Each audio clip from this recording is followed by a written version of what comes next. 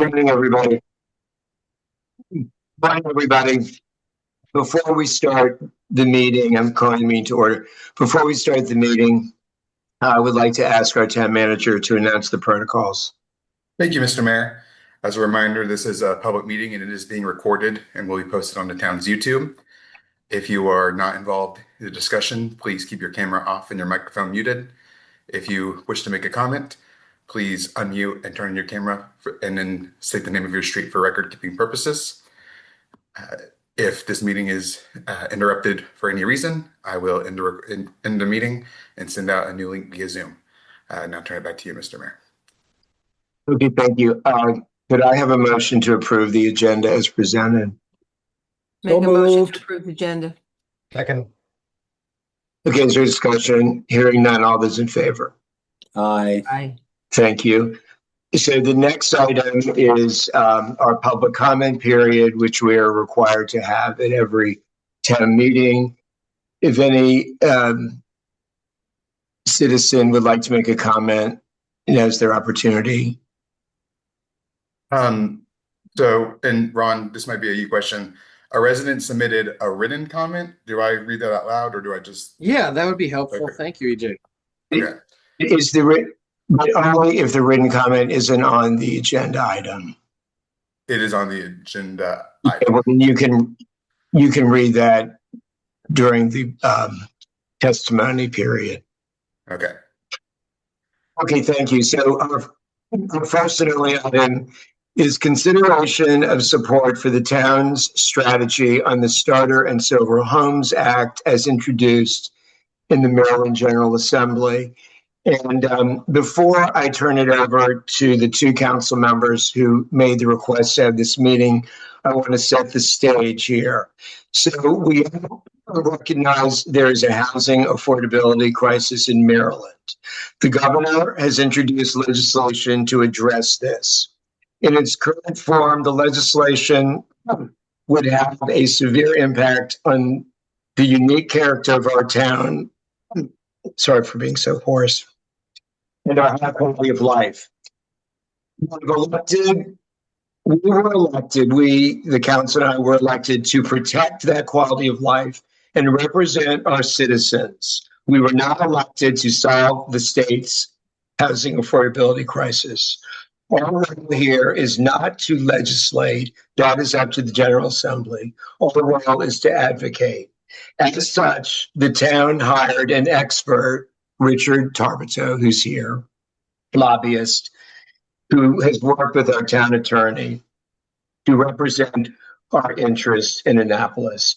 I assigned council members Heller and Khanna to work with the two of them because they have taken the lead on this issue. I'm done. Are you done? No, not yet. I've been requested that I call this meeting today. So now I will turn it over to Councilmember Khanna to present the strategy. All Maybe right. you want to go first or shall I go first? You go Roger. ahead. All right.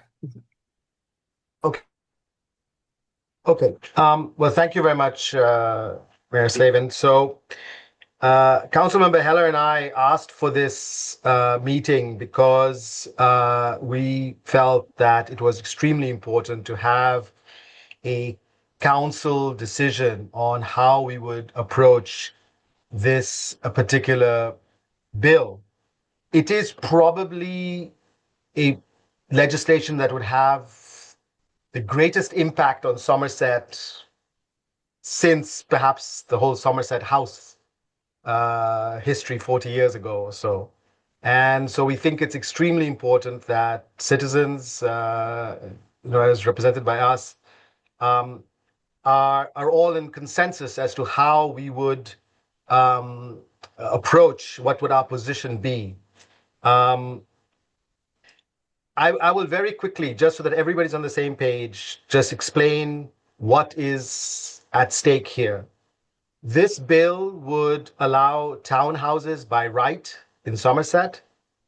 It would reduce the minimum lot size to 5,000 square feet from 6,000 square feet currently in our zone.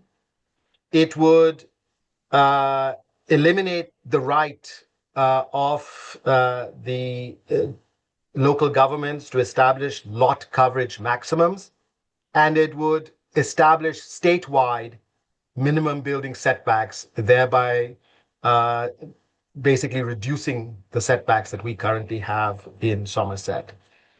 So this is basically the crux of what it's all about. Now, we have had many discussions with, as Mayor Slavin said, with Richard Tabato and with Ron Bolt, to try to understand what our options might be. It is our sense that there is flexibility on the part of the drafters of this bill with respect to lot coverage maximums and with respect to setbacks. And the question of reducing the minimum lot size to 5,000 is not such a big change for us since we had 6,000. So what does it all boil down to? It boils down to townhouses. And here's what I want to explain to everyone. If the way the law is current, this law and a law that was passed by the General Assembly last year, if read together, we would have the right to regulate a development of townhouses up to 4 units, 4 townhouses. If a development took place of 5 or more townhouses in Somerset, we would have no rights. So whatever we might gain in drafting, on setbacks, on lot coverage, and so on and so forth, parking, none of this would apply to a situation where 5 or more townhouses would be built. Now, given the lot sizes in Somerset and land values and economics and so on and so forth, I think one could argue that perhaps 5 or more townhouses are unlikely to be built in Somerset in a row. But it's not impossible. And the question for us is, what are we willing to accept in terms of changing the character of the town? I think some would say that even 3 or 4 townhouses, even with the setbacks, would be problematic. But certainly 5 or more townhouses where with no setbacks, no lot coverage maximum would apply would be extremely problematic. It is my suggestion that we, recognizing that if this bill were to pass in its, even with amendments to setbacks, that we would not have protections with respect to 5 or more townhouses, that it should be the strategy of the town to advocate that small municipalities like ours are excluded from this bill. This is the only protection that ensures that we can maintain Somerset as it is. There are many ways in which this exemption could be crafted. It could be a population, 3,000, 5,000. You could say or municipalities that are older than X years. Some in the administration have talked about the golden age of the early 20th century when everything was compact, walkable, dense. Somerset is compact, walkable, and dense already. You could have a criterion related to population density, housing density. On every one of those criteria, Somerset already is quite a moderate to high dense neighborhood. We are not suburban sprawl.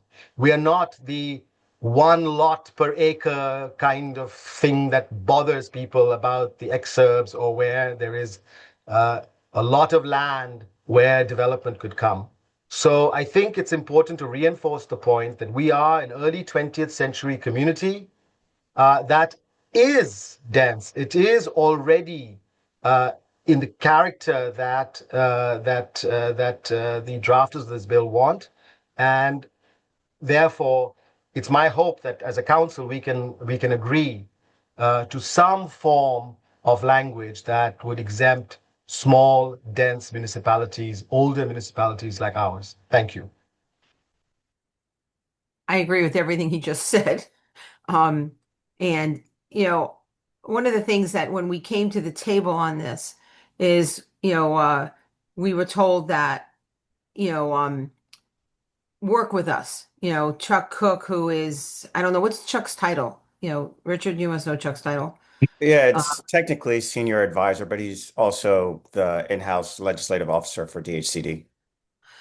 he said, Of give Housing and Community, just so to clarify, that's the Department of Housing and Community Development. Thank you. He said, work with us, give us amendments. He made it clear that this bill, something is going to pass. And so we went in all sorts of friendly and trying to work, but we haven't put our foot down on the town size. And Rohit and I've been talking about that's what we need to do. We need to put our foot down and say this is what you need to exempt the smaller communities because that's the only thing that's going to protect us in the long run. Ron, you want to add anything? So hold on a second. Before there's input from the town attorney and our lobbyists, so do you want to state, Councilor Khanna, what is the specific motion that you're going to be making so people can ask questions? So I know you talked about different options, but what, or do you want our lobbyists and our town attorney to weigh in first? I just, Hold on, Jeffrey, Mr. President. Mr. President. Mayor, I would Hold on. like a voice in this. That's what I'm trying to say. You have a chance to ask your questions. It's more than a question. Presentation. We're doing the presentation now. Okay, Councilor Khanna. Councilor Khanna, what is your proposal? My proposal is that we would propose what I would consider a friendly amendment to this bill that would add a line, and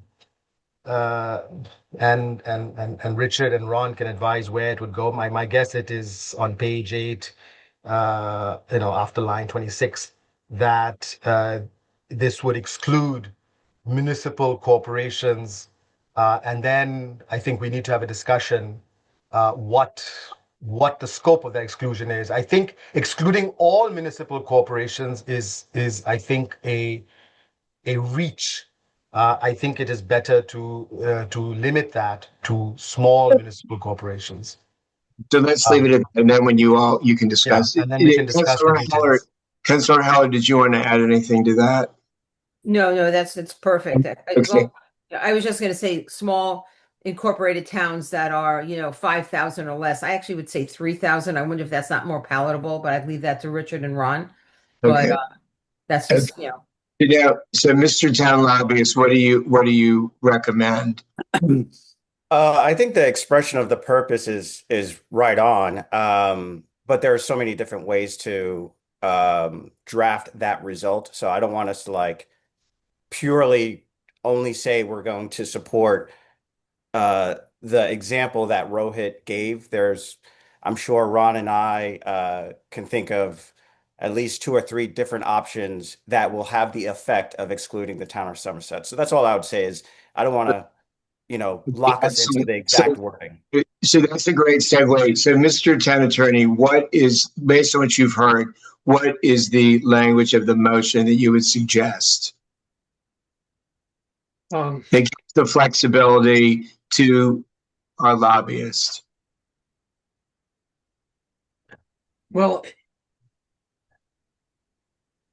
the motion could be that the council authorizes the lobbying team to present proposed amendments to the Silver and Starter Homes Act to the Department of Housing and Community Development in consultation with the town lobbyist and town attorney that would seek to exclude municipalities of a certain size from the law or to craft other amendments that would have the same effect.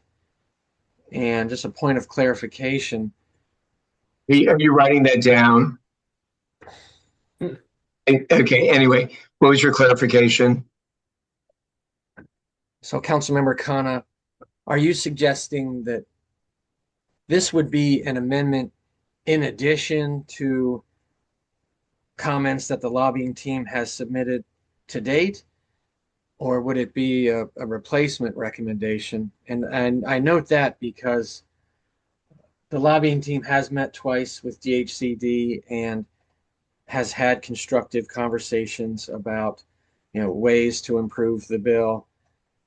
Several other jurisdictions have done so as well. So it might be that there's a strategy to, certainly get Somerset out of the bill, but a backup strategy is to think about all the other edits that have been put out there, and how could the bill be otherwise improved if the town can't be exempted. So for example, Councilmember Khanna sorry to noted- interrupt. Sorry to interrupt. Sure. Yeah. Sure. Yeah, sorry to interrupt. Yeah. I think that if we have to discuss a plan B and a plan C, I think maybe we need to reconvene as a council later. But may I suggest that we have a discussion on where we are right now, and then we can come back to this. Motion that you're I putting on the apologize table. for complicating it. I was just trying to. You're not complicating.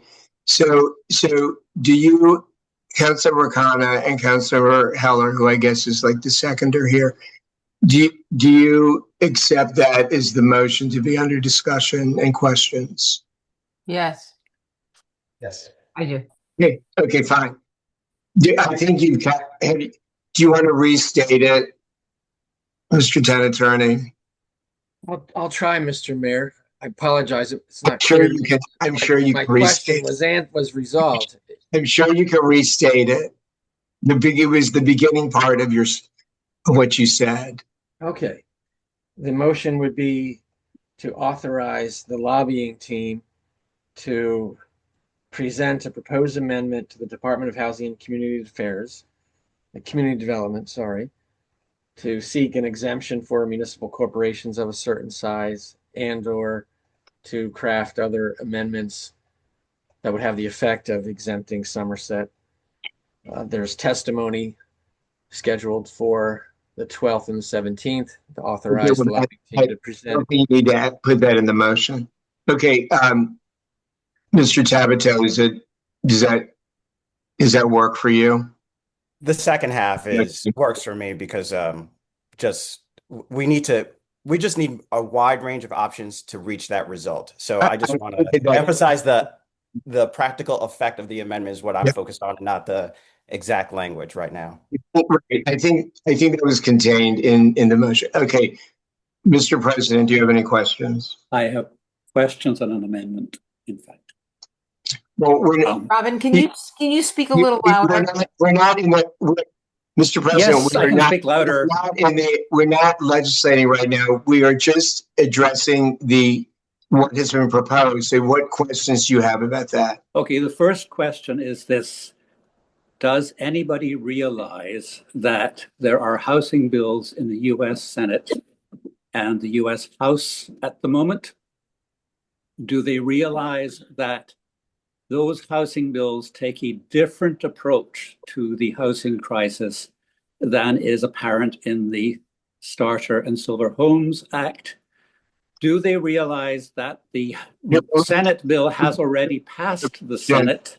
Let's let them answer the question. So Councilor Khanna, answer the question. Do you realize that there's other? I'm very well aware of the bills going through the U.S. Congress. I read them. Okay, what's your next question? Okay, what I'm suggesting, and it could be an amendment, is that we have another strategy, which is to relay to the governor eventually that these bills exist. And the task is. Okay, so right now we're in the mode of you asking questions about what's on the table. Okay, all right. Next question then coming up, which is that Are they aware that Councilmember Jawando has asked specifically that the municipalities do not seek exemptions and instead work with the county to try to achieve amendments to it that suit across the county and the state? It doesn't matter, Robin. Are you aware? It doesn't matter. I'm well aware. We're in a process. I was in that I know you are. Tor meeting when he said that. Yes, I'm well aware. Okay, what's your next question? My next question is there room for an amendment to this bill that would allow a different strategy? Well, that isn't, We're kind of knee deep in what we're that's, doing, Robin. they're proposing something. That's what we're talking about. So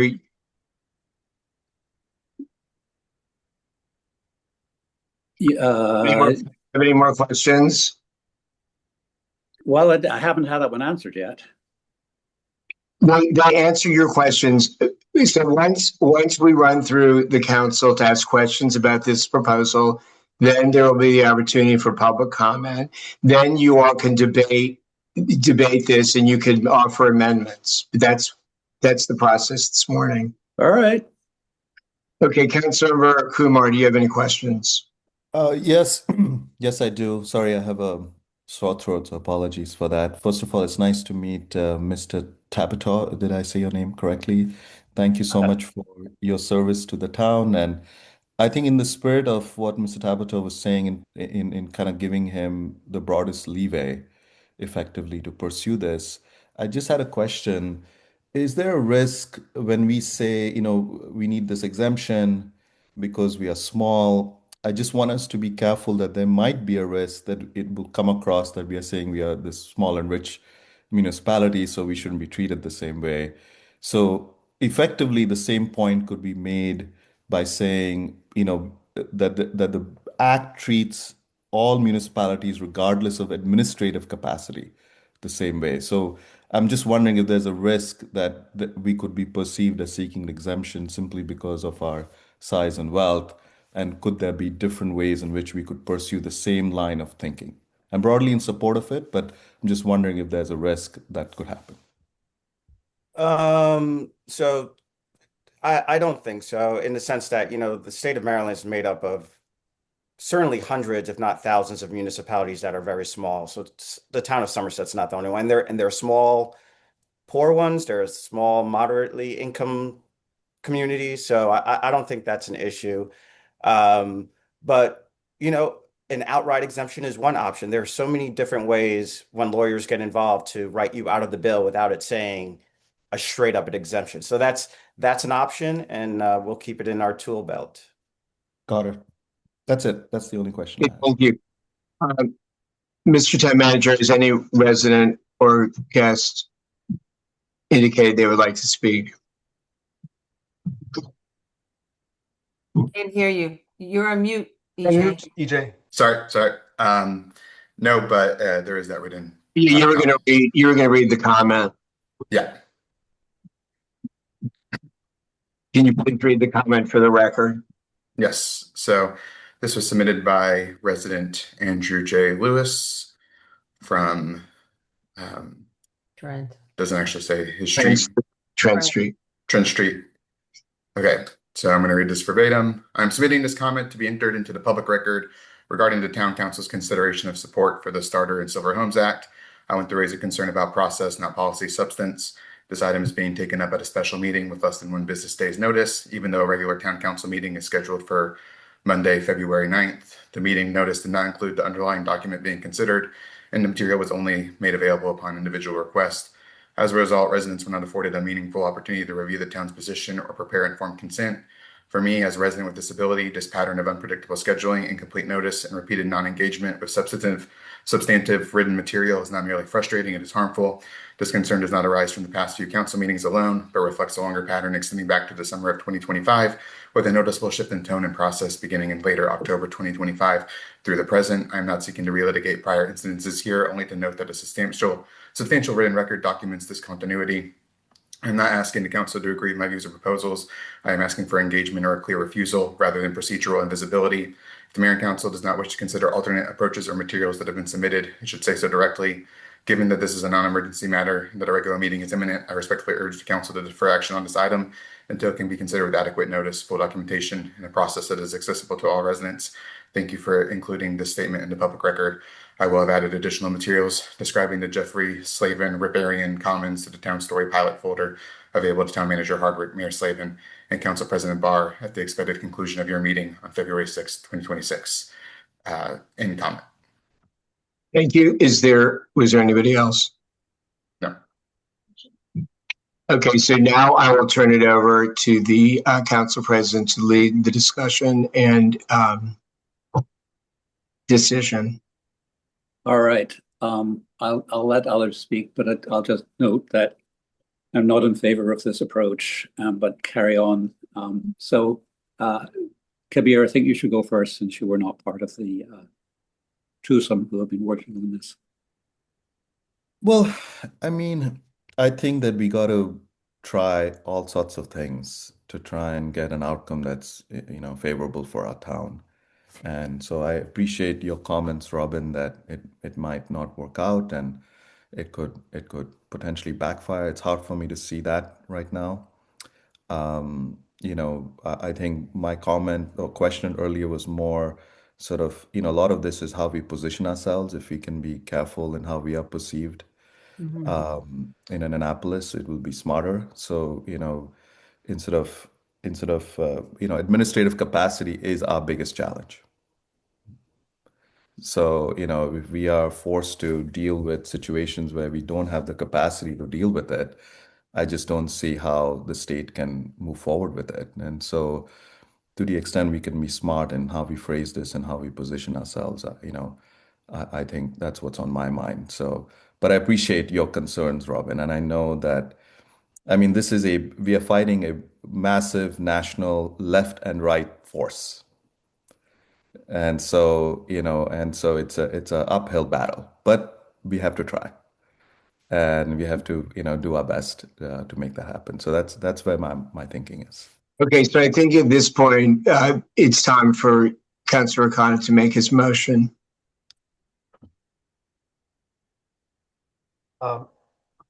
Yes, so I think I wrote down what Ron had proposed earlier. Is that what you want? Or is that where we're going? Yeah. Right. We're ready. I'm ready to take your motion. Okay. So I am proposing a motion that the town of Somerset present proposed amendments to the Starter and Silver Homes Act that seeks exemptions for small municipal corporations of a certain size and capacity, or some other amendment that would achieve this objective. Okay, Mr. Town Attorney, is that legally and technically sufficient? It is, but I would expand the scope, and the plan B is to otherwise propose amendments to improve the bill, mitigate the impact on the town. Do you accept that? Sorry, could you repeat that, Ron? I was just concerned that motion may be too narrow and be only perceived as opposition, but the plan B, I think. Can I just comment on that?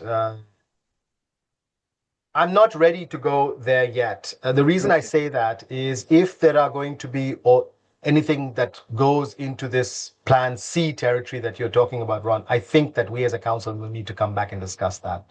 Okay. I think all the council members will need to know what it is that and the implications for the town. And so if you don't mind, I think that I would prefer not to have that because it should be the subject of another discussion. Okay. And I also just want to clarify. Yes, sorry. Go ahead. So Debbie, do you accept Yes, I do. that? Okay. Right. It's for discussion. And I think Mr. Tabito wanted to comment. I hear exactly what Rohit's saying, but just keep in mind that session moves very fast, and I don't know if you want to have special meetings to address, Well, how dynamic the process can be in your Annapolis and how quickly concern, it moves. yes, your concern makes a lot of sense, and we'll deal with it. But I think it's excellent that Councilmember Khanna and Heller came to this council to seek agreement on this part of the strategy. But we can address we'll figure out how to address that concern. Okay, is there discussion? Yep. There is discussion.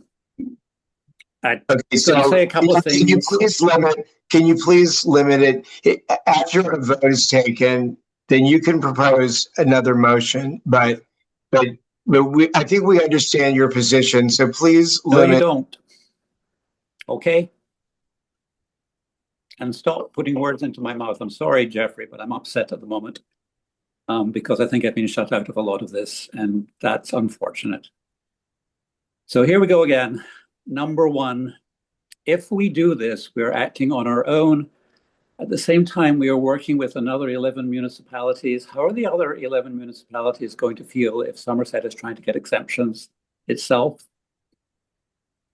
Secondly, we're working with the county. How is the county going to feel if we are trying to get exemptions by ourselves when the county itself is struggling with this bill?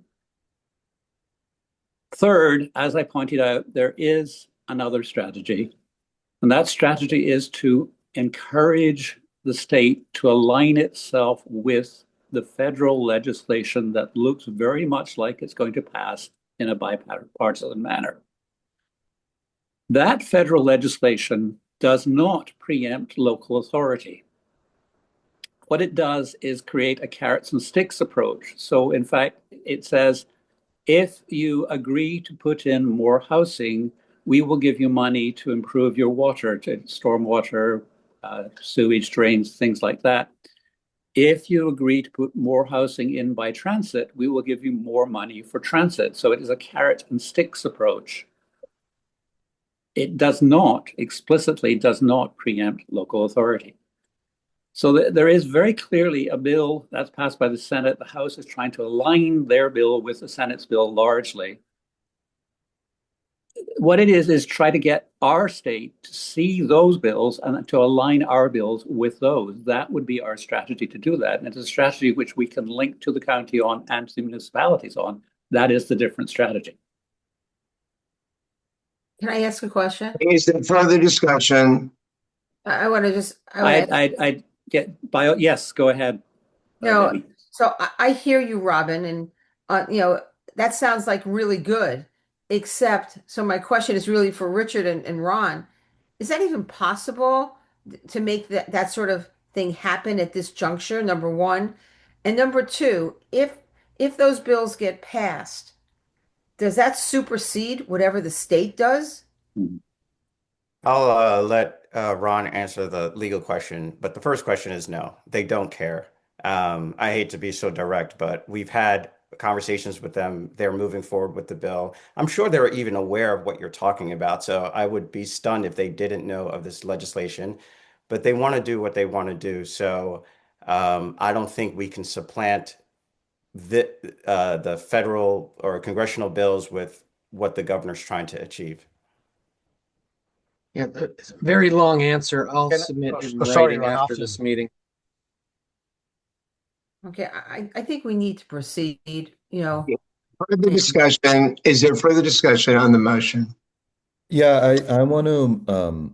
I appreciate with where first of all, I appreciate Robin's point. I do think it's politically hard to see how that would actually materialize, given just the political realities we're operating in, Robin. But I appreciate where you're coming from. And in terms of Mr. Tabita's point, I appreciate Rohit, that you want to consult with us, but I do think this will move very quickly. So we can move forward with this, but we may want to give Mr. Tabita just, more flexibility to react in real time and to shift strategies. And let's think about that. We can move forward with this one, but let's think about that.